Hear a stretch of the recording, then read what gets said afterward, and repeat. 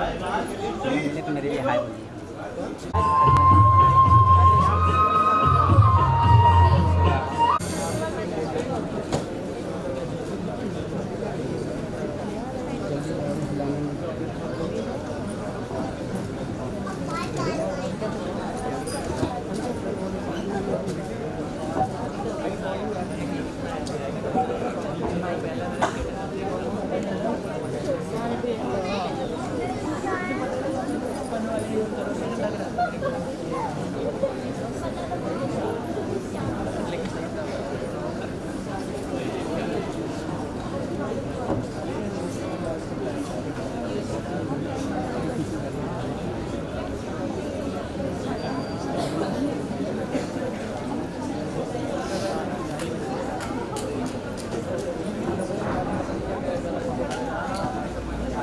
शुभ संध्या।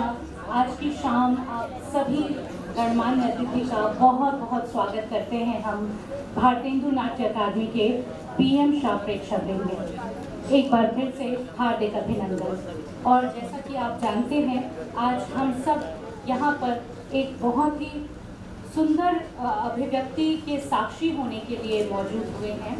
आज यहाँ पर कबीर इस नाट्य प्रस्तुति का मंचन होना है और आप जानते हैं ये बाल नाट्य कार्यशाला प्रस्तुति है जिसके निर्देशक हैं नीरज शर्मा। लेखन रहा है एसएन सेवक का, जो कि पंजाब के एक मशहूर लेखक रहे हैं, और इस नाटक का अनुवाद हिंदी में किया है उनकी पत्नी श्रीमती अमृता सेवक ने। और कबीर हर युग हर काल में प्रासंगिक हुए हैं। कबीर के बारे में जितना कहा गया है उतना ही आज भी कहना ज़रूरी है, उतना ही बताना आज भी ज़रूरी है। और जब मंच के पीछे मैं छोटे छोटे नन्हे मुन्ने बच्चों को देख रही थी और कबीर का ये जो गूंज रहा था गीत, निर्गुण और न्यारे रूप को वो हमेशा ही स्थापित करते आए हैं और इसकी ज़रूरत आज के संदर्भ में भी है। आज जब फिर से एक बार धर्म के नाम पर हर जगह हाय तौबा मची है, तो एक बार फिर से जो युवा हैं, जो बालक हैं, उनको कबीर की जो पूरी फिलॉसफी है वो बताना बहुत ज़रूरी है। आपका अधिक समय न लेते हुए, क्योंकि एक सुंदर अभिव्यक्ति और बच्चों ने किस तरह से एक साथ कोऑर्डिनेट किया है ये देखने को हम सभी बहुत उत्सुक हैं। तो पूरी टीम को बधाई देते हुए, अग्रिम शुभकामनाएं देते हुए, अब हम इनसे अनुरोध करते हैं कि ये मंच पर आएँ और शुरू करें अपना ये नाटक।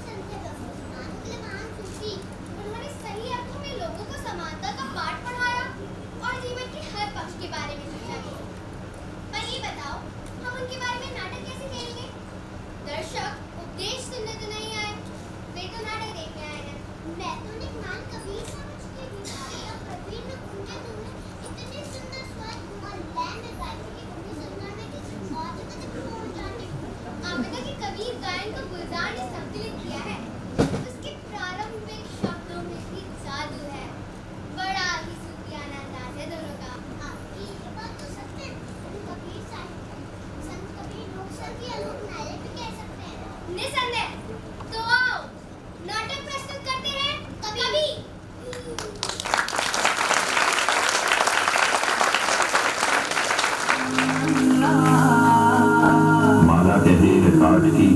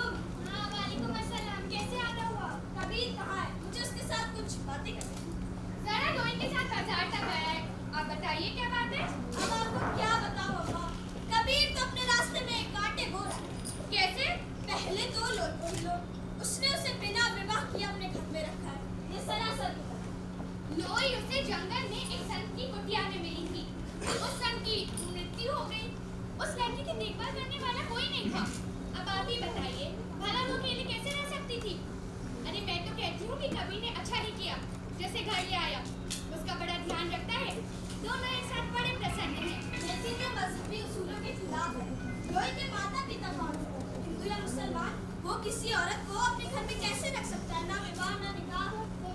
लोई की शादी कबीर से उसी संत ने की थी। उसे भी लोई नदी में तैरती हुई टोकरी में मिली थी। उसने उसके रोने की आवाज सुनी, उसे बचा लिया। उसने ही उसको अपनी बेटी की तरह पाला पोसा था। पर वो साधु किस धर्म और किस जाति का? कबीर उस संत को कई वर्षों से जानता था। वो उसके संपर्क में रहता था। कबीर कभी मस्जिद नहीं आता। मस्जिद से आती अजान का उस पर कोई प्रभाव नहीं पड़ता। हाँ, वो कभी मस्जिद नहीं जाता, पर सदा भक्ति करता है। वो तो कहता है, कंकड़ पत्थर जोड़ के मस्जिद ली बनाए, कांचर मुल्ला बांध दे, क्या भैरो हुआ खुदाए। अरे इन्हीं बातों से तो बदनाम हो रहा है। वो इस्लाम का अपमान करता है, धार्मिक नियमों की हंसी उड़ाता है। अरे उसकी शिकायत तो लोभी बादशाहों का खोरी है। उसे कभी भी पकड़ा जा सकता है, उसे कोई भी हानि पहुंच सकती है। पर वो कभी किसी को हानि नहीं पहुंचाता। अरे वो तो प्रत्येक व्यक्ति को प्रेम करता है। उसके पास हिंदू साधु भी आते हैं और मुसलमान सूफी भी। अरे वो तो अपना काम करते करते भी भक्ति करता है। पर वो किसी पीर या फकीर की परवाह ही नहीं करता। ये बात नहीं है मुल्ला जी। अरे वो तो स्पष्ट कहता है, कबीरा सोई पीर है जो जाने पर पीर, जो पर पीर ना जाने सो काफिर बेपीर। अरे वो दूसरों को काफिर कहता है, पर काफिर तो कबीर खुद है। तौहीद को तो वो मानता ही नहीं। अरे वो तो एक खुदा की बंदगी करता है और एक साहिब को गुणगान करता है। वो तो स्पष्ट कहता है, साईं मेरा एक तू और न दूजा कोई, जो साईं को दूजा कहे दूजा कुल को होए। देखो अम्मा, मैं तो यहाँ आपके भले के लिए आया था। कबीर की इस्लाम विरोधी हरकतें उसके लिए खतरनाक साबित हो सकती हैं। अरे उससे कह देना वो कोई ऐसा कार्य ना कर दे जिसका परिणाम उसे भुगतना पड़े। मैं आपको संदेश उस तक पहुंचा दूंगी, पर मुझको विश्वास है कि वो कुछ गलत नहीं करता। आपकी मर्जी।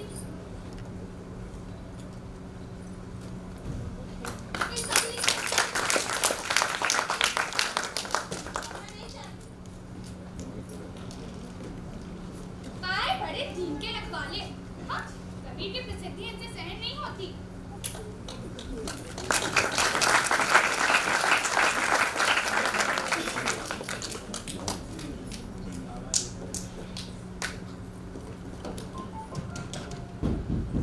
कौन?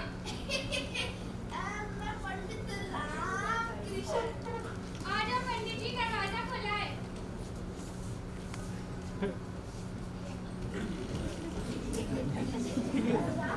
कबीर जी कहाँ है?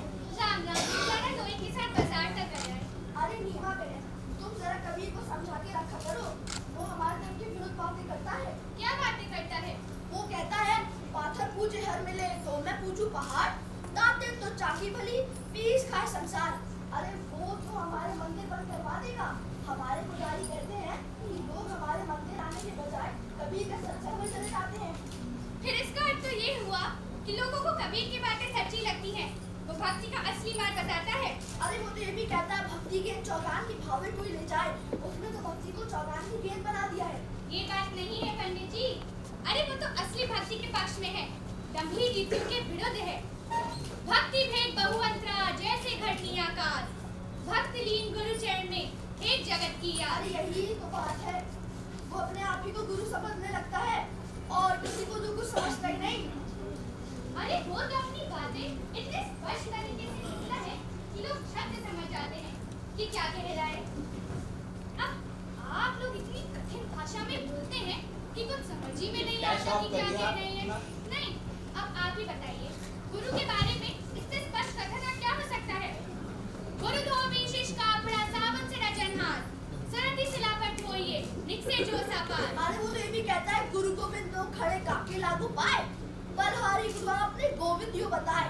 अरे वो तो गुरु को भगवान से तो नमस्कार करता है, भगवान से बड़ा मानता है। ठीक ही तो करता है, आखिर गुरु ही तो मनुष्य को ईश्वर तक पहुंचने का साधन बनाता है। आप इस बात से कैसे इनकार कर सकते हैं? अरे वो तो हरि के रूठने से ज्यादा गुरु के रूठने का डर मानता है। हमें उसके अपने स्वीकार नहीं। बड़े आश्चर्य की बात है कि मुसलमान मौलवी व हिंदू पुजारी कबीर के विरोध में बोल रहे हैं, जबकि साधारण लोग हिंदू अथवा मुसलमान उसके पास लगातार आते हैं। अभी मुल्ला जी होकर गए हैं, वो सुल्तान से शिकायत करने की बात कर रहे हैं। आप भी तो वही कह रहे हैं। अरे आखिर कबीर ने आपका क्या बिगाड़ा है? वो तो प्रत्येक व्यक्ति के भले की बात करता है, उन्हें भ्रम वहम से दूर करता है, उन्हें प्रेम का पाठ पढ़ाता है। उसके लिए हिंदू मुसलमान समान है। अरे पंडित जी, आखिर आप चाहते क्या हैं? देखो, हम चाहते हैं कि कबीर अपने उपदेशों को रोक दे। हमारे मंदिर रीति रिवाजों के खिलाफ अगर वो कहेगा तो ये उसके लिए ठीक नहीं होगा। और वरना आप क्या करेंगे? सुल्तान को उसके विरुद्ध शिकायत करेंगे। हाँ, सुल्तान आपकी बात मान लेगा। क्यों नहीं? आखिर मुल्ला फखरुद्दीन भी तुम्हारे साथ है। तो आप दोनों कबीर के विरुद्ध मिल गए हैं? हाँ, क्योंकि वो दोनों धर्मों के विरुद्ध बोलता है, वो पाखंड के विरुद्ध बोलता है। इसका निर्णय सुल्तान वो भी करेंगे। राम राम राम राम राम राम राम राम राम।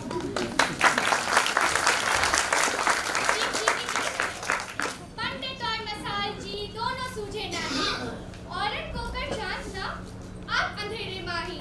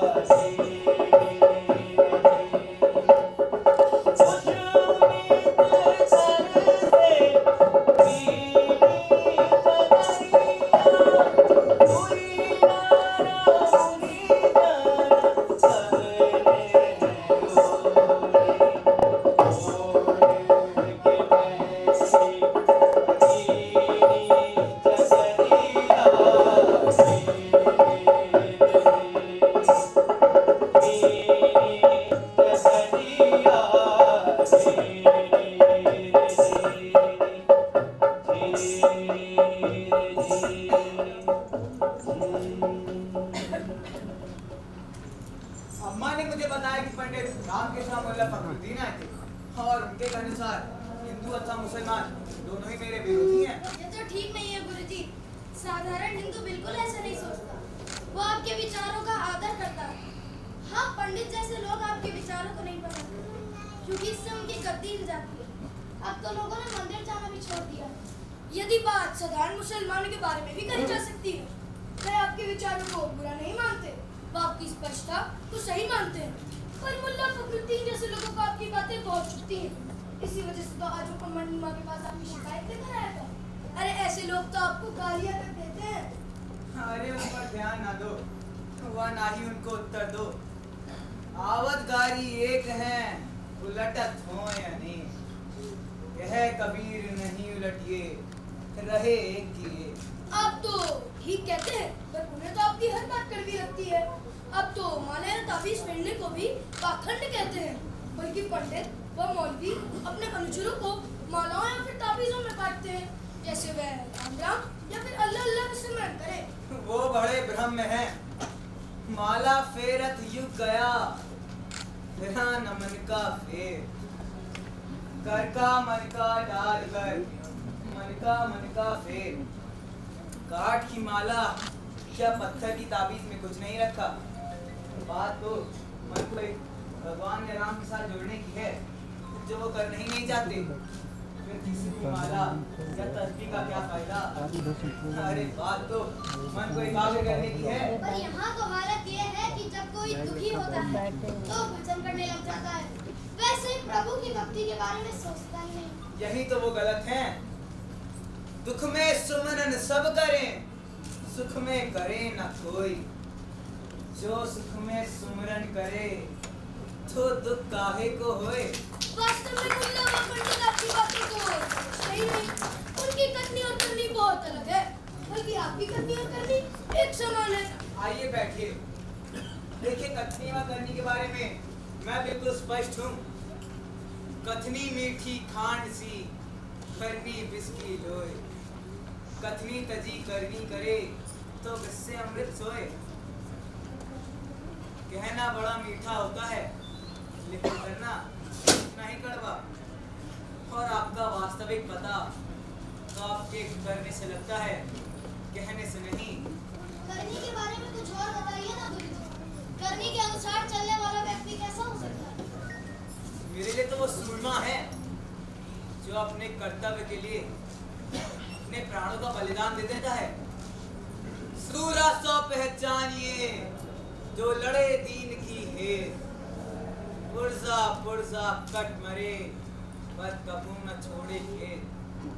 वो दीन की रक्षा के लिए अपने प्राणों की आहुति दे देता है। वो अपने इस बलिदान से इस प्रकाश को और बढ़ा देता है। परंतु पंडित रामकृष्ण जैसे लोग कहते हैं कि आप लोगों को तीर्थ यात्रा से। मैं किसी को कहीं जाने से नहीं रोकता। मैं तो बस इतना ही कहता हूँ कि यदि किसी ज्ञानी व्यक्ति की संगति में रह जाए, तो ध्यान अपने आप ही प्राप्त हो सकता है। अरे मथुरा चाहे द्वारिका, चाहे जा जगन्नाथ। साथ संगति हरि भजन, फिर कुछ ना आवे हाथ। पर मुल्ला जैसे लोग तो यह भी कहते हैं कि आपने उनके खाने पीने पर रोक लगा दिया। आपने मांस खाने से मना किया है। आपने कहा है बकरी खाती पात है ताकि काड़ी खान, और जो कोई बकरी को खाते ताकू कौन हवाए। असल में खाने पीने का सीधा संबंध आपके मन के साथ होता है। जैसा अंजन खाइए, वैसा ही मन होए। और जैसा पानी पीजिए, जैसी वाणी सोए। पर मुल्ला जैसे लोग तो ये भी कहते हैं कि आप रोजों के विरुद्ध हैं। अरे दिन को रोजा रखकर रात में जीव हत्या करने से कौन सा खुदा खुश हो सकता है? दिन को रोजा रहत हैं, रात नत है गाय। ये तो खून है वा बंदगी, कैसे खुशो खुदा है। साधारण लोगों को तो इनके वचन मीठे लगते हैं, पर इन धर्म के ठेकेदारों को आपके शब्द विष लगते हैं। देखिए, प्रत्येक मनुष्य को मीठे बाणी बोलने चाहिए। इससे बोलने वाला या सुनने वाला किसी को भी दुख ना हो। ऐसी बाणी बोलिए मन का आपा खोए, औरन को शीतल करे आप शीतल होए। वाह गुरुजी वाह, किया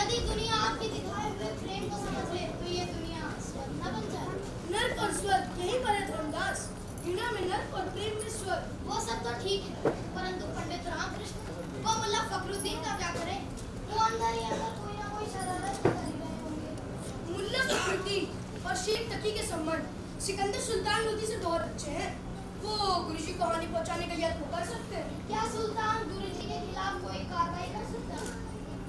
इससे इनकार तो नहीं किया जा सकता, पर ये शासक लोग थोड़े काम के कच्चे होते हैं। जैसा भर दो और ये वैसा ही करने लग जाएंगे। गुरुजी को कोई हानि ही नहीं पहुंचाई जा सकती। वो हजारों नहीं, वो लाखों के मार्गदर्शक हैं। मैं अपना धन दौलत छोड़ के ही इनकी शरण में आया हूँ और मुझे पूर्ण शांति मिली। मैं भी अपना राजपाट छोड़कर ही इनका शिष्य बना हूँ और मुझे पूर्ण शांति मिली। गुरुजी, आपने स्वयं ही तो कहा है, सच कहूँ तो मारी है, झूठे जग कबीराए।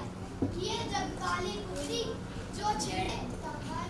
ये भी तो याद रखो धर्मदास, साच बराबर तब नहीं, झूठ बराबर पाप। और जाके हृदय साच है, खाके हृदय राख। अम्मा जी नमस्कार। सलाम अम्मा। चरण वंदन अम्मा जी। चिरंजीव रहो बेटे। सुल्तान आजकल बनारस आए हुए हैं। उनका हलकारा आया था, कह रहे थे सुल्तान ने कबीर को बुलाया है, कल सुबह वो फिर आएंगे। अवश्य ही ये मुल्ला फखरुद्दीन में पंडित रामकिशन ने कोई चुगली की होगी, और फिर तुम भी तो जाके सबसे लड़ते फिरते हो। जब लोग मुल्ला जी की बातें चुपचाप सुनते हैं, तब तुम क्यों बीच में जाके बोल पड़ते हो? चलो तुम दोनों खाना खा लो। कबीर, तुम भी आ जाओ।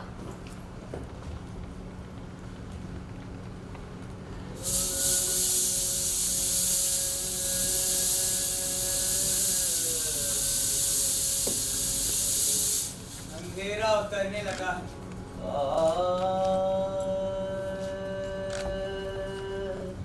एक और दिन डूबने लगा।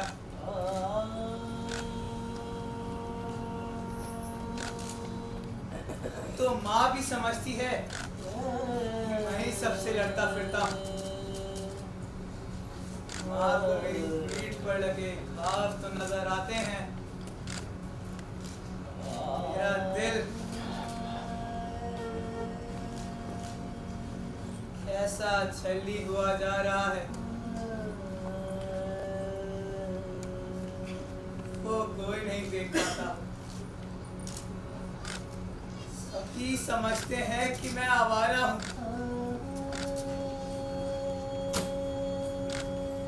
लोगों से उलझता फिरता हूँ। मेरी ये भटकन कब खत्म होगी मेरे मालिक?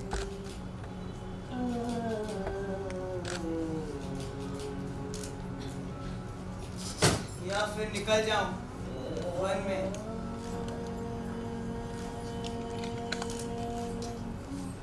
पर मुझे शांति नहीं चाहिए।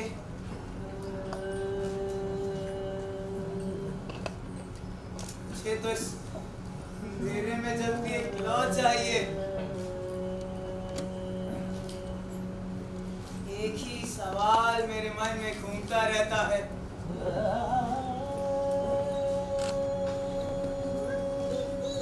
अगर ये सब झूठ है तो फिर सच क्या?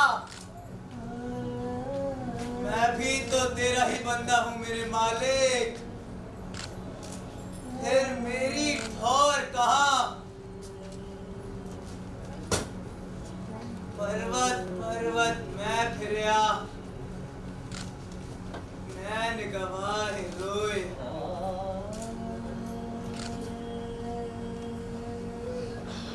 सौ बूटी पाओ नहीं, जाते जीवन खोए। किया सब संसार है, खावे और सोवे, दुखिया दास कबीर है।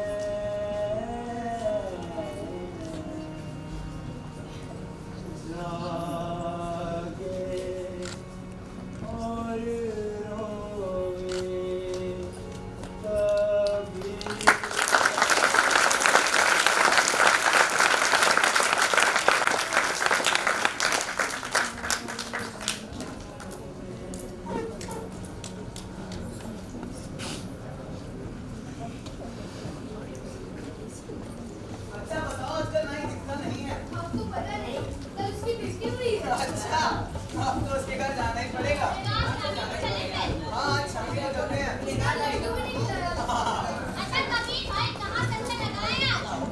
बैठते हैं। यहाँ सड़क किनारे आपको अभी तक ये बात नहीं समझ में आई? हाँ, चाहे सड़क का किनारा हो या मंदिर, भगवान तो हर जगह बसता है।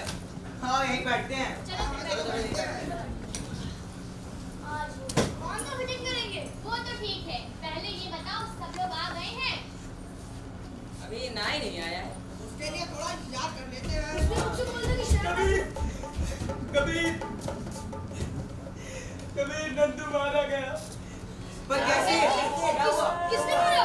भगवान को लगता था कि तेरे कब्र दिखाने से हिंदू मुसलमानों में दंगे हो सकते हैं, इसलिए उसने अपने चार कोड़े बनवाए और उसका नाजुक शरीर ये बर्दाश्त नहीं कर सका और वो मर गया। अब उसकी अंतिम माँ का क्या होगा कबीर का? हाँ कबीर, अब उसकी अंतिम माँ का क्या होगा? कबीर वाह! हे ओ कबीर वाह! ये मेरे नन्नू ने तो आँख मूंद ली। अब तू कहाँ है रे? ये रहा माँ। आजा माँ, आजा।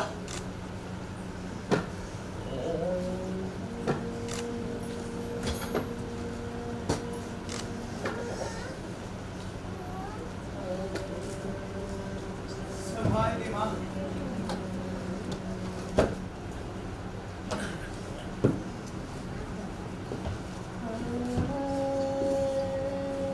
यही से तो उसकी जान थी। घोड़े खाने की शकल कहाँ से लाता?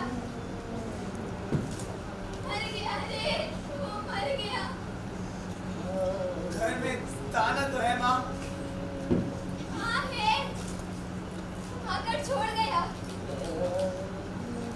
तो कुछ खाता नहीं था, ये अंधी माँ के लिए छोड़ गया। मैं भी तेरे कवित्व गाऊंगी नंदू बेटे, गली गली तेरे कवित्व गाऊंगी। माँ, अगर तुम्हें भी कोड़े पड़े तो? जब अपने बेटे की मृत्यु का सत्य सह लिया, तो कोहड़े भी सह लूंगी। और मैं गाऊंगी और वो सुनेंगे। जरूर सुनेंगे माँ, जरूर सुनेंगे। बैठ जा। नहीं कबीर, मैं चलती हूँ। ना ख्याल रखना, इन लोगों से डरना मत। अपना ख्याल रखना माँ। तू भी अपना ख्याल रखना। अपना सत्संग जारी रखना कबीर। मैं भी तेरे कवित्व गाऊंगी, गली गली तेरे कवित्व गाऊंगी। कबीर भाई, आप सफर कर रहे हैं नहीं?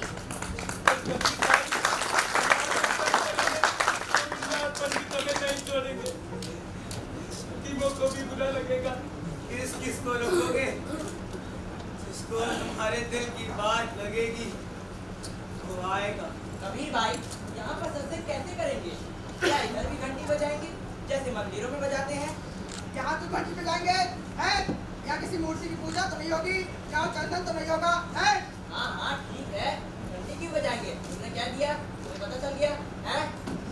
कबीर भाई, मैं ये पूछ रही थी कि मुंह किस ओर करके बैठना है?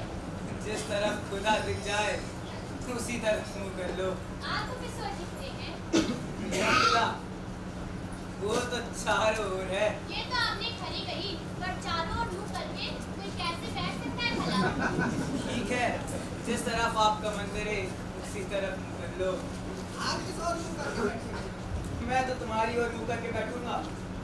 तो हम भी आपकी ओर मुंह करके बैठेंगे। चलो भाई, बहुत देर हो रही है, सत्संग शुरू करते हैं। हाँ।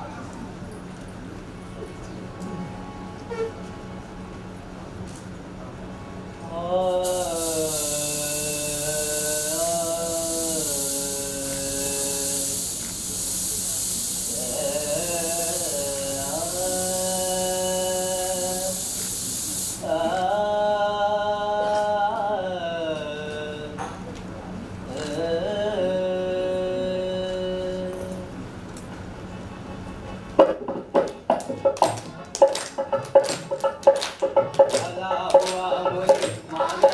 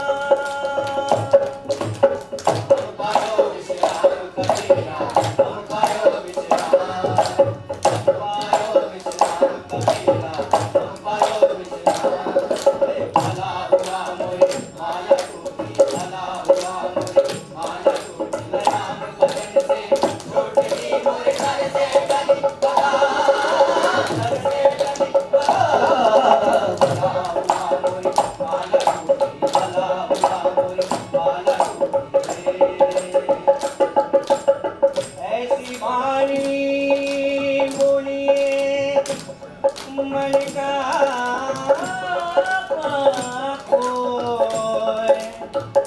और को शीतल करे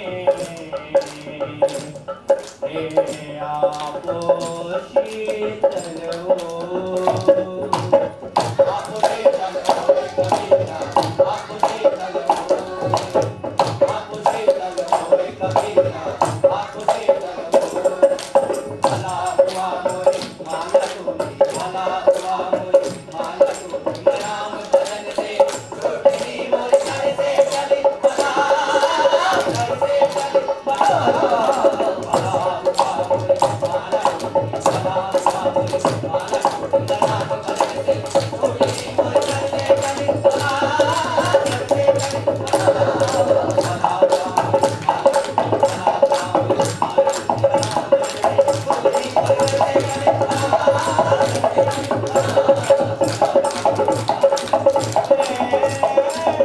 राम बदन से क्या कहता था संदेशवाहक?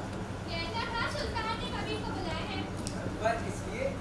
यही कि तेरी किसी ने शिकायत कर दी है। वह किसमें? ये तो उसने नहीं बताया, पर मुझको विश्वास है कि शहर की मुल्ला तो पंडित तुझको मानी पहुंचाने पर डरे हैं। लगता तो ऐसा ही है। धर्मदास और इब्राहिम ने भी मुझको इसके बारे में बहुत कुछ बताया है, लेकिन मैं हर विपत्ति के लिए तैयार हूँ। आप तो तैयार हैं, पर हम नहीं। यदि आपको कुछ हो गया तो हम क्या करेंगे? तुम चिंता न कर बिलोई, मुझे कुछ नहीं होगा। सिकंदर लोधी बड़ा जालिम सुल्तान है। उसने सैकड़ों मंदिर गिराए और हजारों मुर्दों को उसने घर बनाने के लिए विवश किया। वो आपको कोई कठोर दंड भी दे सकता है। पर क्यों? ये तो वही जाने। मुझे बहुत डर लगता है। मुझे पता चला है कि मुल्ला फखरुद्दीन तो पंडित राम किशन शेख तकी को मिले हैं। सुल्तान का विशेष सलाहकार है, गाजी को भी जानता है। ये लोग अवश्य ही मिलकर कुछ षड्यंत्र रचाए हैं, जिससे कि कबीर को प्रभावित किया जा सके। मैं काजी को तो नहीं जानता, पर शेख तकी से मिल चुका हूँ। वो अपने आप को इस्लाम का बहुत बड़ा प्रचारक समझता है। वो बड़ा अभिमानी व्यक्ति है, लेकिन मैं उसके प्रत्येक तर्क का उत्तर दे सकता हूँ। मुझे उससे कोई भय नहीं। आपको किसी धर्म के लोगों से खरी खरी व स्पष्ट बातें नहीं करनी चाहिए। ये काम के कच्चे होते हैं और कुछ भी कर सकते हैं। आप सच्चाई पर ढिंढोरा पीटना छोड़ दें। नहीं लोई नहीं, मैं झूठा प्रचार नहीं कर सकता, चाहे कोई करोड़ों यत्न ही न कर ले, लेकिन सच के बिना कोई सुख नहीं। अम्मा नीमा अभी बहुत वृद्ध। मैं हर संकट की घड़ी में आपके साथ खड़ी हूँ, पर शाही जबर का सामना हम कैसे करेंगे? तूने सदा मेरा साथ दिया है कोई। पहले तो सुल्तान लोधी मुझे कोई दंड दे ही नहीं सकता, लेकिन यदि तू मुझे कैद कर ही लेता है तो सरंदाज और इब्राहिम आपका ख्याल रखेंगे।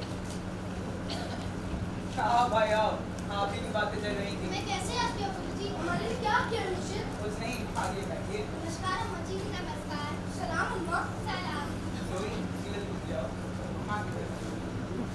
तो आपको तो पता चल ही चुका होगा कि सुल्तान ने कबीर को बुलाया है। आप अपने गुरु के साथ क्यों नहीं जाते? बस जाओ। पर मुझे किसी की सहायता की जरूरत नहीं है।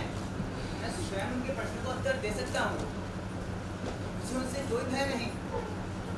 ठाकुर आके साइयां मार सके ना कोई, बाल न बाका कर सके जो जग बैरी होए। पर अम्मा मुझे सहायता की जरूरत नहीं है। कौन? मैं लाइया तारा। आ जाओ, दरवाजा खुला है।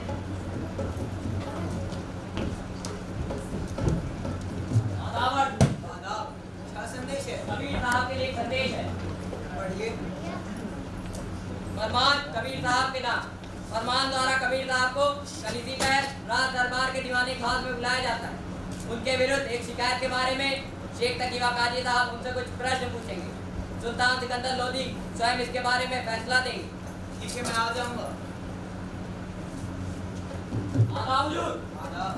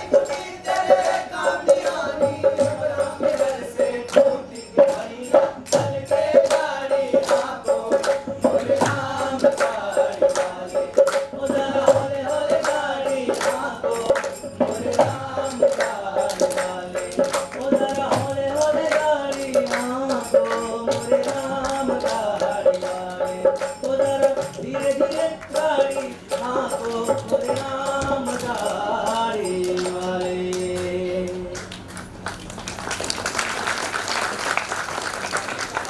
क्या दोनों शिकायत भी आ गए हैं? जी हुजूर, उन्हें बाहर इंतजार करने के लिए कह दिया है। कौन लोग हैं ये? मुल्ला फखरुद्दीन शहर की जामा मस्जिद के इमाम हैं। पंडित रामकृष्ण बनारस की मुख्य राम मंदिर के पुजारी हैं।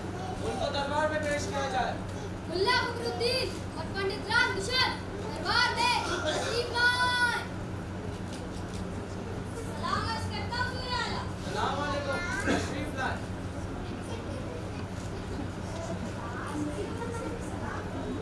सलाम पंडित जी, आप भी तशरीफ लाएं। शेख तकी ने हमें बताया कि आप उन्हें मिल चुके हैं। वह कबीर साहब के बारे में भी बहुत कुछ बताया है।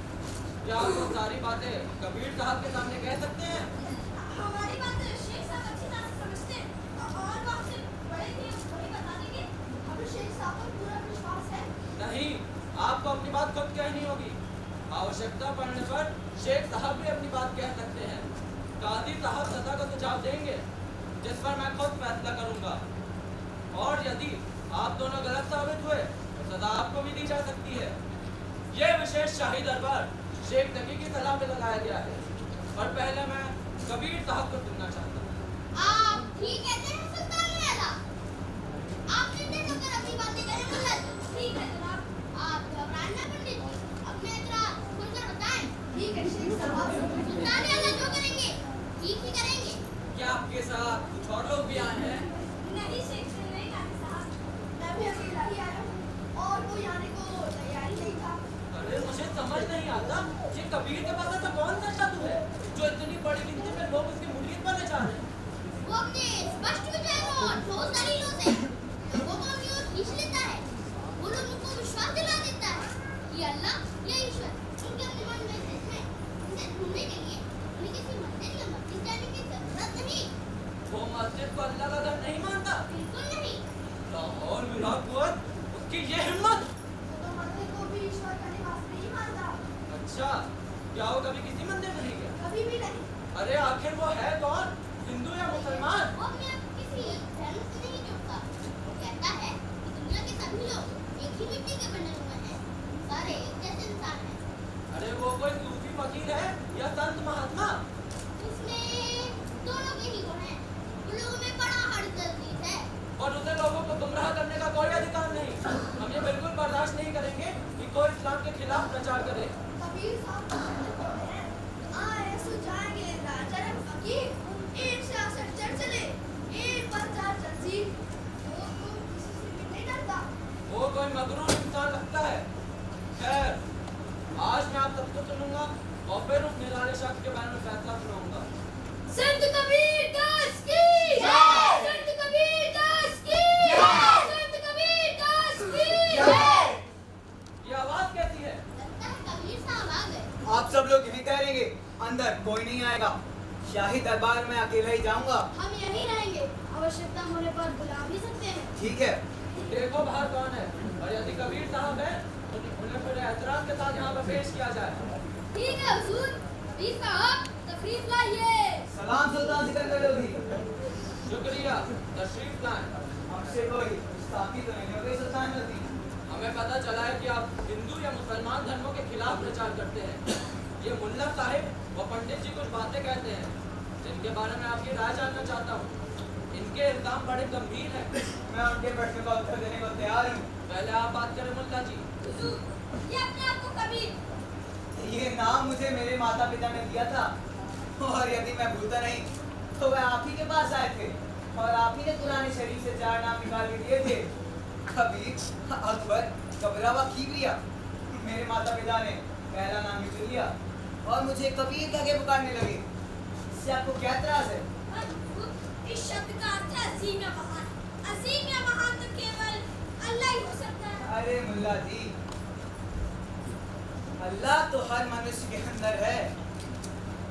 अव्वल अल्लाह नूर पाया, कुदरत के सब बंदे। एक नूर से सब जग उपजा, कौन भले कौ मंदे। क्या आप ये नहीं मानते? जी मैं इससे इनकार तो नहीं करता। जी, इतनी जाति का होकर ब्राह्मणों वाले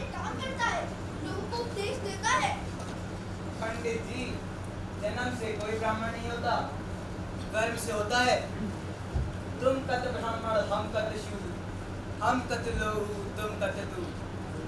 आप लोगों को सत्य का मार्ग ही नहीं दिखाते, और यदि मैं हमको सच्चे परमात्मा से जोड़ रहा हूँ तो आपको क्या त्रास है?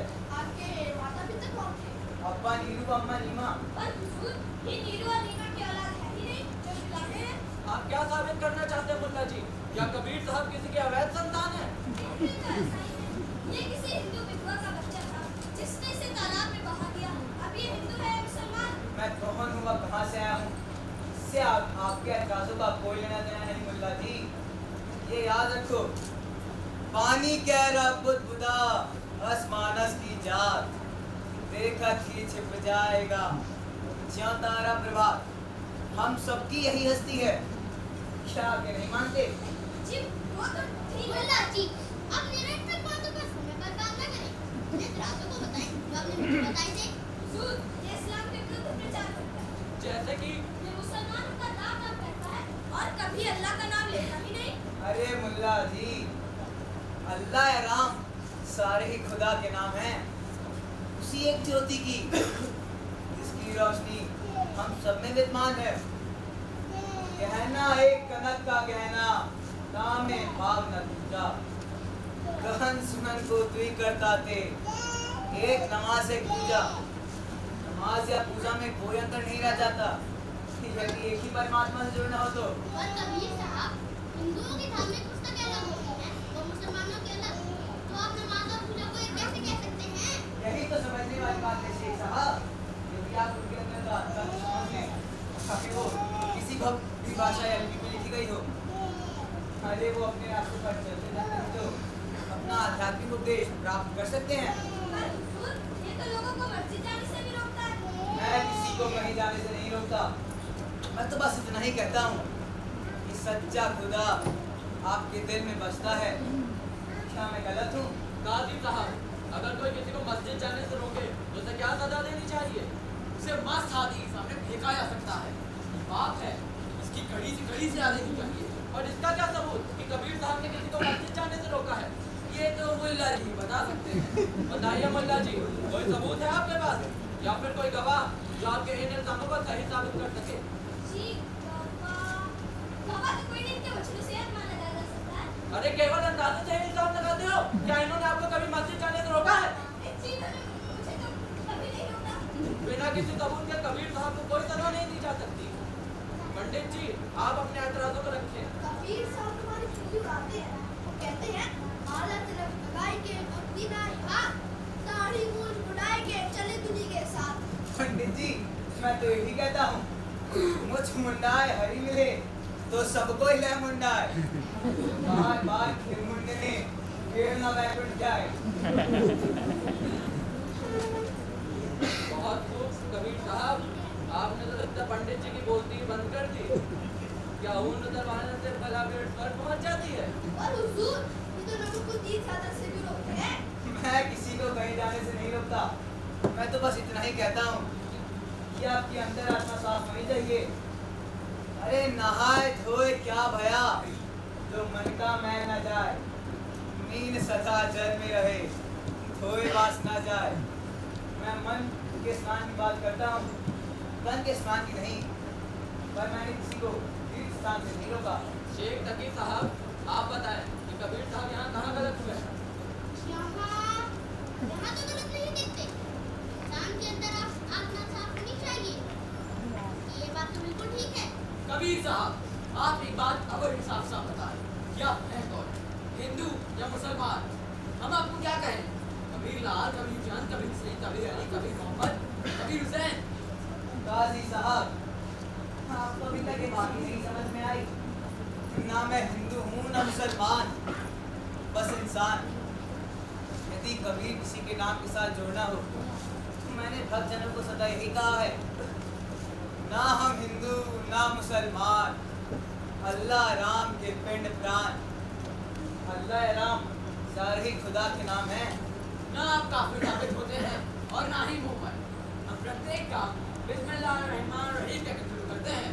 आप क्या कहते हैं? हिंदू दया को धर्म समझता है और मुसलमान रहीम को। हिंदू दया मेहर को तुरकन दोनों घट चतागी। वह हलाल वह झटका मारे परंतु आग दोनों घर लागी। भगवान को मानता है तो ना ही मुसलमान न रहीम को। वो दोनों ही दिखावा करते हैं कि वो भक्ति कर रहे हैं, वो दिखावा करते हैं, भक्ति नहीं। क्योंकि सच्ची भक्ति और दिखावे की भक्ति में जमीन आसमान का फर्क है। पर हुजूर, ये तो माला या तस्बीह पहनने के भी बड़े खिलाफ है। मुल्ला जी, माला या तस्बीह भी तो दिखावा ही है। कबीरा माला काट की बहुत जतन कर फेर, माला श्वास श्वास की जामे गांठ न मेर। माला तो वो है जो हर सांस के साथ उस साईं का नाम आए। वाह, सुभान अल्लाह। प्रत्येक सांस के साथ अल्लाह का नाम, बड़ा रूहानी अंदाज है कबीर साहब। और हुजूर, ये तो स्वयं को ही गुरु बनाए हुए है और किसी को तो कुछ समझता ही नहीं। मैं गुरु की महिमा अवश्य करता हूँ, पर आपकी तरह किसी को बुलाता नहीं रहता, तो वो स्वयं ही आ जाते हैं। और असल में गुरु का काम तो ज्ञान देना है, जो आप दोनों ही नहीं करते। क्योंकि ये लोग रीति रिवाज में जो उलझे रहते हैं, धर्म पुस्तकें ही पढ़ते रहते हैं, किसी को भी कुछ नहीं बताते। पंडित पढ़ी गुण पची हुए, गुरु बिन मिले न ज्ञान, ज्ञान बिना मुक्ति नहीं, सत्य शब्द प्रमाण। इसलिए सूफी संत गुरु या पीर को बहुत ऊंचा दर्जा देते हैं। कबीर साहब, आखिर आपका क्या मतलब हुआ? सच्चा प्रेम, इश्क हकीकी, वो शेख साईं से प्यार। ये कहाँ से मिलते हैं, मंदिर से या मस्जिद से? अरे नहीं गाजी साहब, प्रेम किसी मंदिर मस्जिद या किसी और स्थान पर नहीं मिलता। ये तो आपके अंदर उत्पन्न होता है, इसके लिए अंतर ध्यान होना पड़ता है। प्रेम न बाड़ी उपजे, प्रेम न हाट बिकाओ, राजा प्रजा जे ही पूछे, शीस देश लिए जाओ। इस बात की समझ नहीं लगी। लग भी नहीं सकती यदि प्रेम नहीं करेंगे।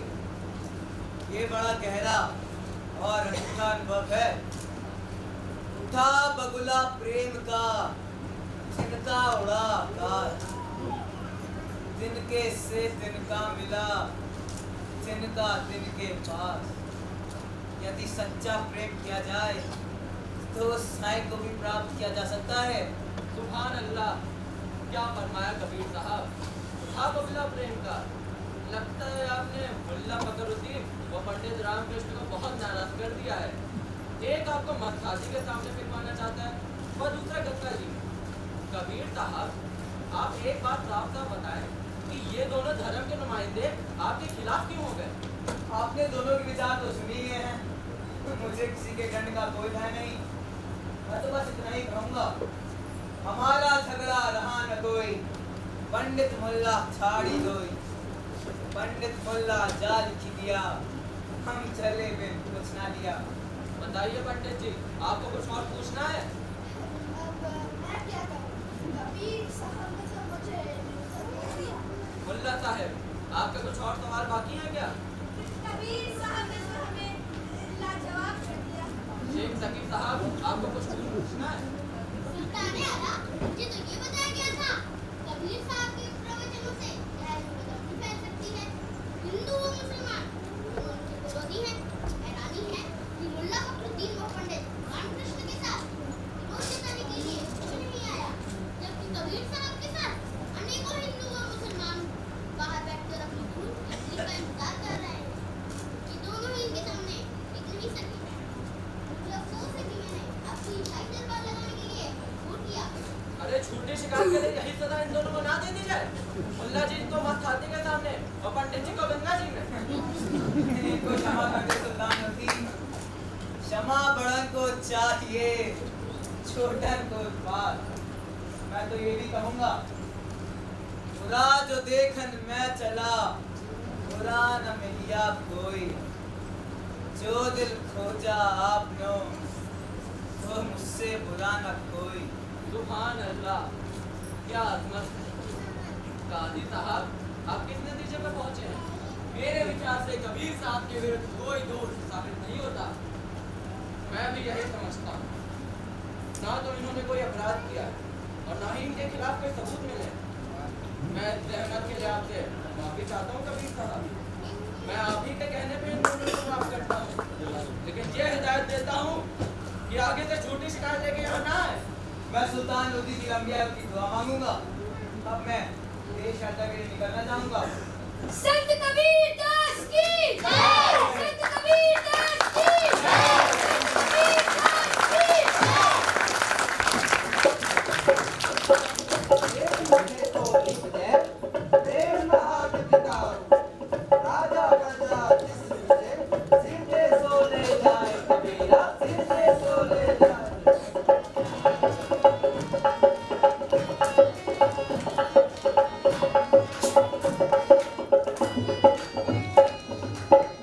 भक्ति दोहले राम की नहीं कायर काका। भक्ति दोहले राम की नहीं कायर काका। इस तुम्हारे हरि चले सोले सी परिणाम कबीरा, सोले सी हरिनाम।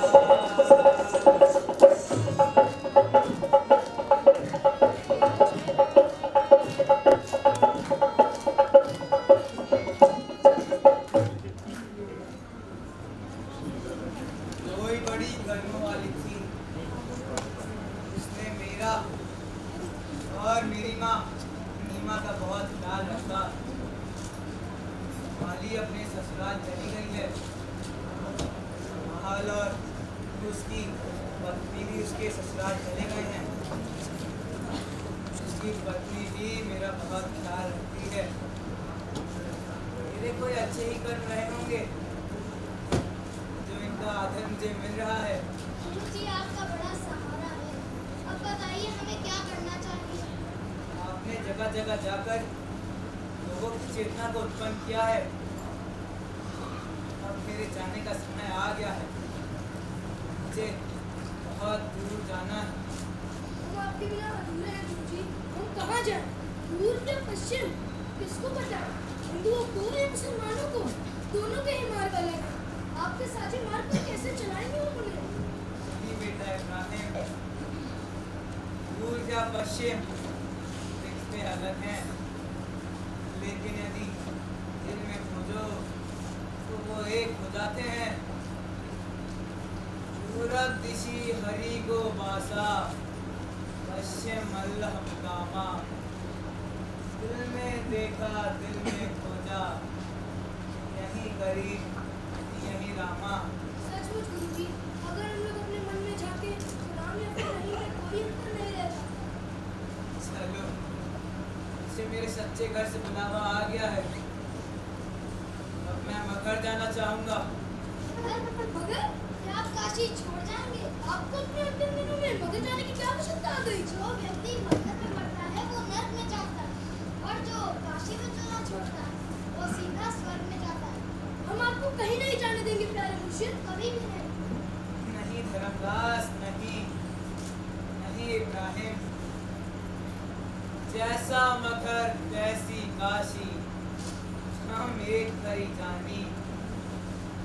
हम निर्धन जी हुए धन पाया, मरते फूटी गुमानी। हमारे पास तो सिर्फ राम नाम का धन है, कोई अहंकार नहीं। मुझे तो यह आश्चर्य हो रहा है कि आप अभी तक कबीर के विवेक को समझे ही नहीं। उसका राम पूर्व में भी है और पश्चिम में भी। उसका खुदा तो चारों ओर है। जैसी आपकी इच्छा, मालिक आपकी रक्षा करे। चलो इब्राहिम, हमें कल निकलना होगा।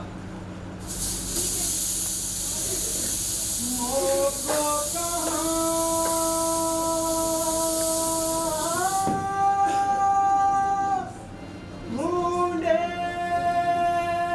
रे बंदे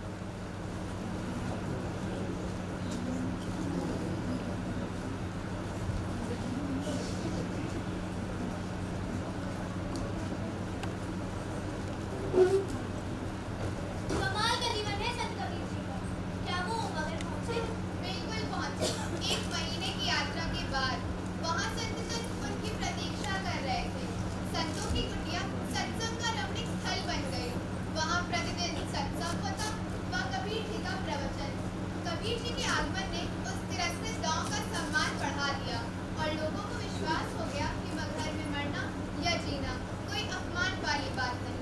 अन्य गांव की भांति इस गांव में भी प्रभु का निवास है और संतों का डेरा है।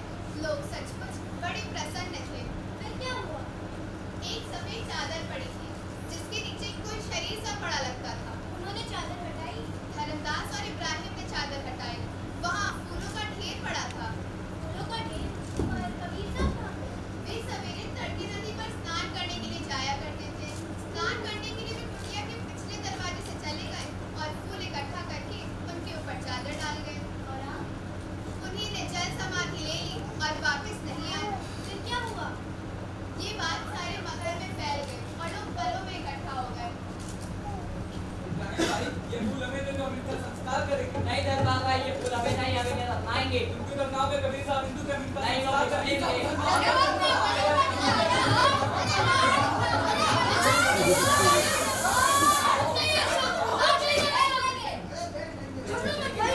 आधे फूल आप ले लो और आधे फूल आप ले लो। ये लो। जो कर रहे हैं करो इसका।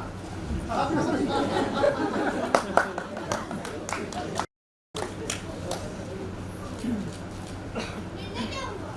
दुनिया वाले संत ने आधे फूल हिंदुओं के प्रतिनिधि को और आधे फूल मुसलमानों के नुमाइंदे को दे दिए और कह दिया अपनी अपनी आस्था अनुसार अंतिम नीतियां कर ले। ये तो सचमुच ही बड़ी नाटकीय घटना थी। पर संत कबीर का अंत नहीं हुआ। वे आज भी हमारे बीच मौजूद हैं। लाखों करोड़ों लोग उनके दोहे और वाणी नृत्य गाते हैं। भारत में रहते लोग भी और विदेशों में रहते भारतीय भी। संत कबीर अमर है और अमर रहेंगे।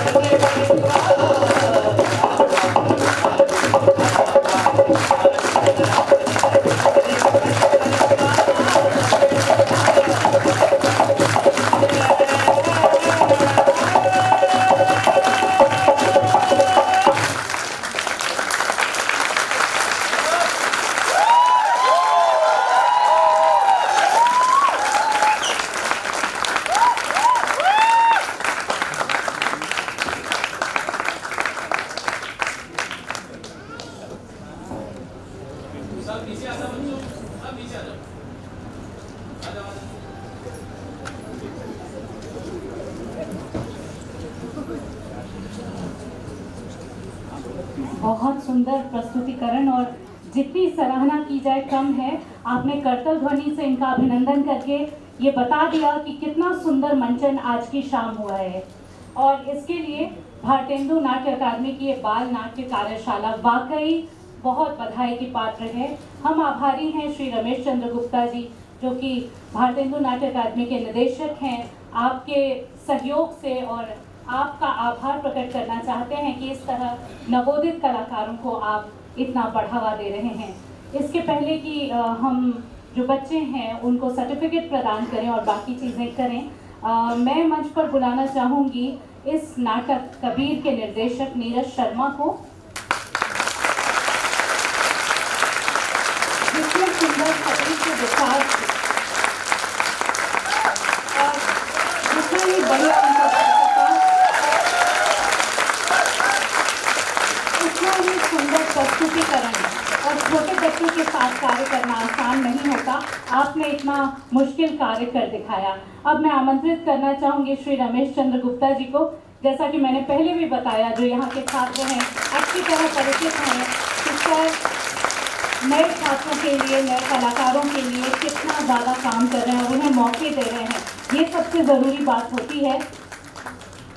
और अब रमेश चंद्र गुप्ता जी नीरज शर्मा जी का अभिनंदन करते हुए पुष्पगुच्छ द्वारा एक बार फिर से करतल ध्वनि से स्वागत कीजिए। मैं सर से अनुरोध करती हूँ कि वो 2 शब्द आपके बीच कहें। आज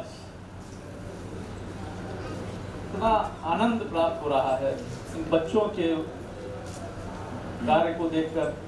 ये छोटे छोटे बच्चे, कहीं कोई छोटा सा भी डायलॉग नहीं भूला है बच्चा। मैं इनकी सबकी सराहना करता हूँ, हौसला अफजाई करता हूँ। ये छोटे छोटे बच्चे आगे चलकर क्या करेंगे, आज के ही इस नाटक से अंदाजा लगाया जा सकता है।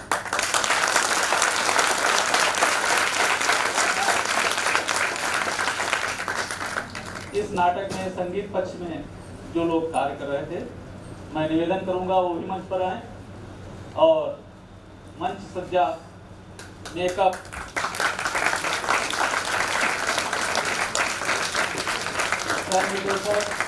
से कहूँगा कि वो भी मंच पर आए। और ये छोटे छोटे बच्चों से कहूँगा थोड़ा आगे आए भाई, आगे आओ।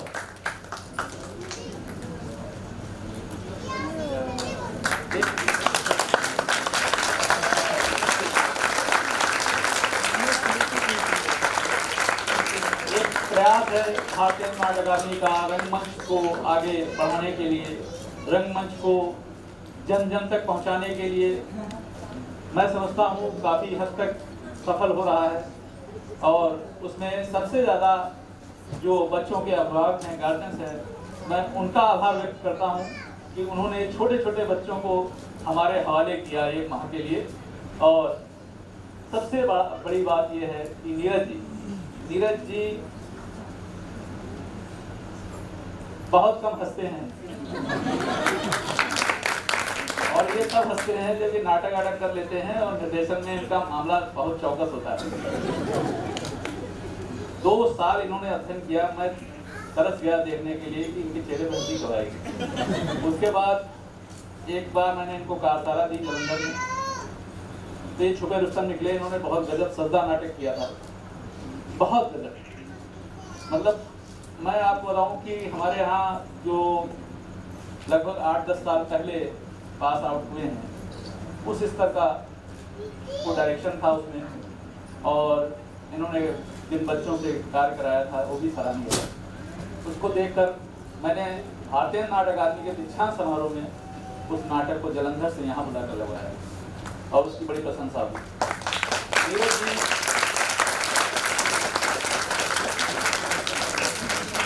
नाटक के बाद ही हंसते हैं और मैं चाहता हूँ कि आज वो कब के हंस दें जरा सा।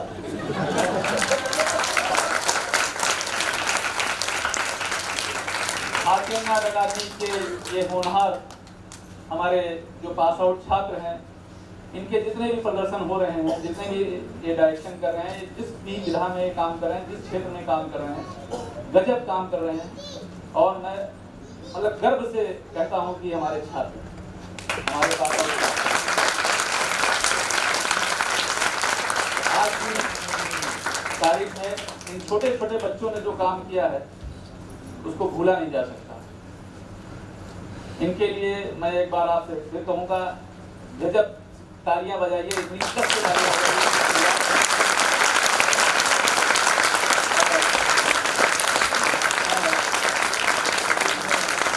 हमारे लेखक में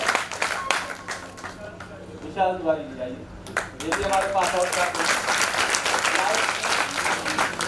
चक्रवर्ती कहाँ है? चक्रवर्ती जी महाराज आइए। तो ये सब हमारे पास आउट छात्र हैं जिनका सहयोग रहा। म्यूजिक में बाबा आइए।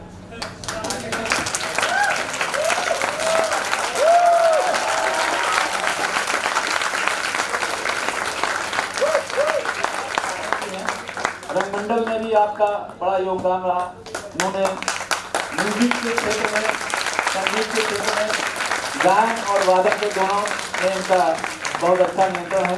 मैं आपको यही बताऊंगा, ये छुपे रुस्तम हमारे जो नीरज जी हैं, गाते बहुत गजब है। और अभी जो आप सुन रहे थे उसमें इनकी आवाज़ दीदी में कुछ मुख्य रूप से आ रही थी, और मैं नीचे बैठ के कह रहा था कि ये देखो प्रेम गा रहा है, वो नीरज गा रहा है। तो बड़ा हर्ष होता है, बड़ा गुमान होता है, गर्व होता है हमें इस बात का कि भारतीय नाट्य अकादमी के जो छात्र हैं वो हमारे भारतीय नाट्य अकादमी में पढ़ते पढ़ते भी कार्य कर रहे हैं। जो पढ़ के निकल गए, आगे पास आउट हो गए, वो भी गजब काम कर रहे हैं। हमारे ये बैठे हुए हैं श्रीमान जी राघवेंद्र प्रताप जी, ये भी बॉम्बे में जाकर बड़े बड़े काम कर रहे हैं। तो ये दिल्ली एनएसडी में, दिल्ली रिपर्टरी में इस समय काम कर रहे हैं ये।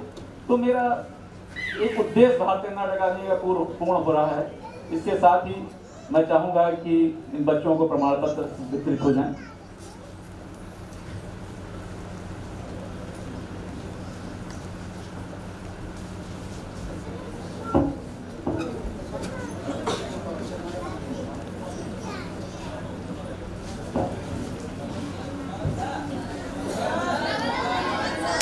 डायरेक्शन में सहयोग और काम करना, और जितना कहीं कम है भारतीय नाट्य अकादमी के इस मंच पर खड़े होना अपने आप में मेरे लिए भी बहुत सौभाग्य की बात है। और यहाँ के छात्र अभी दिल्ली, मुंबई, हॉलीवुड तक सारी दुनिया में पर फैलाते हैं, और फिर भी अपने शहर में, अपनी जन्मभूमि पे या फिर अपनी कर्मस्थली पर इस तरह से परिचय पाना बहुत बड़ी बात है। और हम अभिभावकों से एवं अपने सुधी दर्शकों से ये अनुरोध करते हैं कि कृपया थोड़ा सा समय हमें और दें, और हम अपने नन्हे मुन्ने बच्चों को सर्टिफिकेट वितरित करें। ये भी काफ़ी धैर्य के साथ इंतज़ार कर रहे हैं।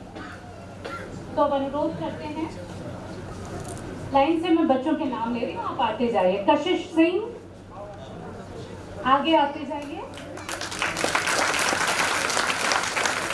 कृपया जोरदार तालियों से इनका स्वागत कीजिए। ग्रेसी रावत, ग्रेसी रावत। तुषार गुप्ता,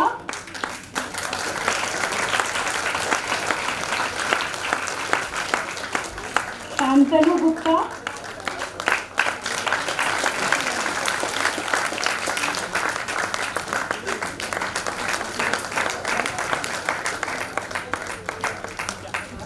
ऋतिक कुमार श्रीवास्तव, वेद प्रताप सिंह, अयान सिद्धि,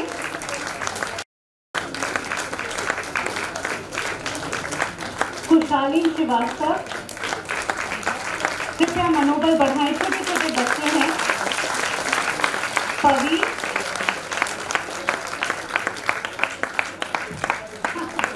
चलिए आपसे हम अलग से मिलेंगे। संतोष वन, नितिन राव,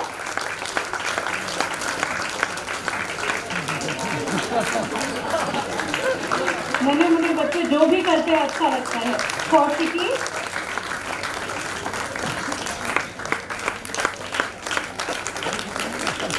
उत्कर्षी श्रीवास्तव,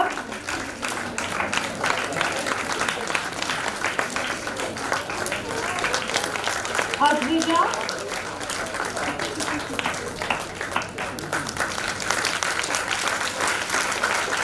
जुबीन,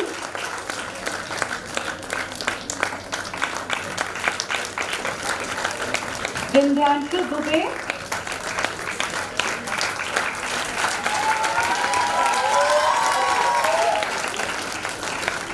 सुशालिनी श्रीवास्तव,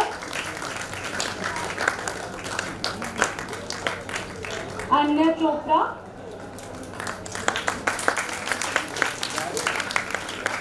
दीपिका,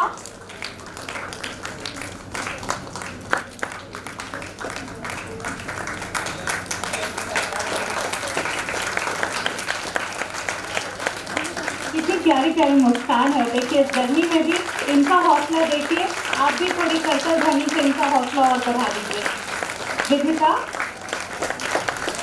किस्सा बोला, आकर्षिता सिंह, अच्छा किस्सा ने डांस भी कोरियोग्राफ किया है। एक बार फिर से जोरदार तालियों से इनका स्वागत किया जाए। ईवा मैत्री,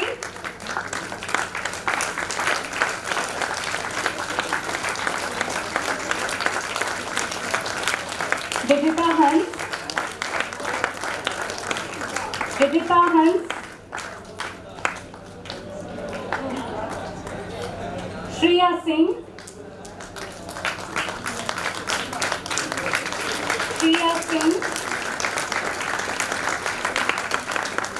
अमिता मौर्य,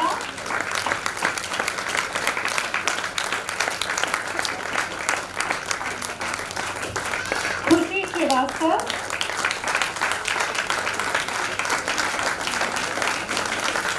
अमान सिद्दीकी,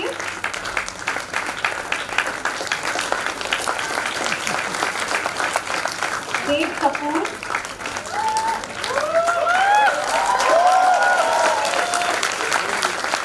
अभिनय कुशवाहा,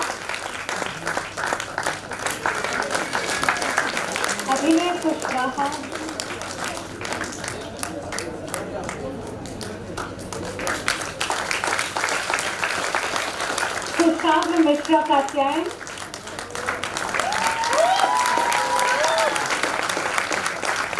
अभय प्रताप सिंह,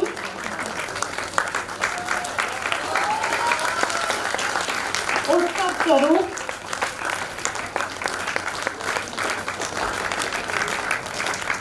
आकाश यादव,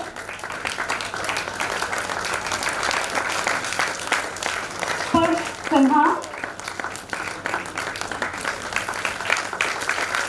क्रिस्टीन वाजपेयी, अचिंत्य और राधिका।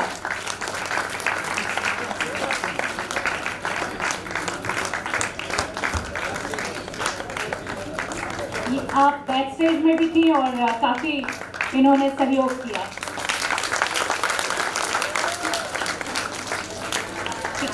और आज की शाम आप सभी सुधी दर्शक हमारे साथ यहाँ बने रहे, और जैसा कि सर ने भी कहा कि आपने अपने बच्चों को भरोसा करके हमारे पास भेजा यहाँ, ये सबसे बड़ी बात है। लखनऊ सांस्कृतिक राजधानी है और यहाँ हमेशा कुछ न कुछ चीज़ें होती हैं।